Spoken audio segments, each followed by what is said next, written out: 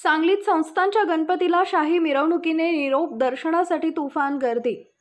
सांगलीत सुमारे 4 तासांच्या विसर्जन सोहळ्यानंतर संस्थांच्या श्रीचे बुधवारी 7च्या सुमारास विसर्जन झाले। शाही थाटातील विसर्जन सोहळा डोळ्यात साठवण्यासाठी सांगलीकर रस्त्याच्या दुतर्फा गर्दी करून थांबले होते। भूतपूर्व संस्थानिक विजयसिंह राजे पटवर्धन व राजलक्ष्मी राजे पौर्णिमा पटवर्धन या मिरवणुकीत सहभागी झाले होते। राजवाड्यातील दरबार हॉलमध्ये 5 दिवस विविध धार्मिक व सांस्कृतिक कार्यक्रमांसह संस्थांचा गणेशोत्सव साजरा झाला। बुधवारी त्यांची सांगता झाली। दुपारी विजयसिंह राजे व राजलक्ष्मी राजे यांनी श्रींची आरती केली। यावेळी हजारो सांगलीकरांनी बाप्पाचं दर्शन घेतले। 4 वाजता विसर्जन मिरवणुकीला प्रारंभ झाला। त्यात अग्रभागी ढोल ताशांचा अखंड गजर सुरू होता। ध्वज पथकांचे लयबद्ध नृत्य सुरू होते। पांढऱ्या शुभ्र गणवेशातील तरुण तरुणी भगवे ध्वज उंचावत होते।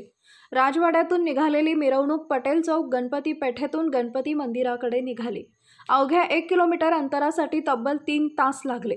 गणपती मंदिरासमोर मिरवणूक काही वेळ थांबली। ढोल ताशा पथकांनी मंदिरासमोर रिंगण धरले। त्यानंतर मिरवणूक कृष्णा नदीकडे मार्गस्थ झाली। बाप्पाच्या निरोपाचं दर्शन घेण्यासाठी टिळक चौकात तुफान गर्दी झाली होती। पोलिसांनी 4ही बाजूंची वाहतूक रोखून धरली होती। आर्यवीन पुलावरील वाहतूक ही थांबवण्यात आली। रात्री 8च्या सुमारास मिरवणूक सरकारी घाटावर पोहोचली।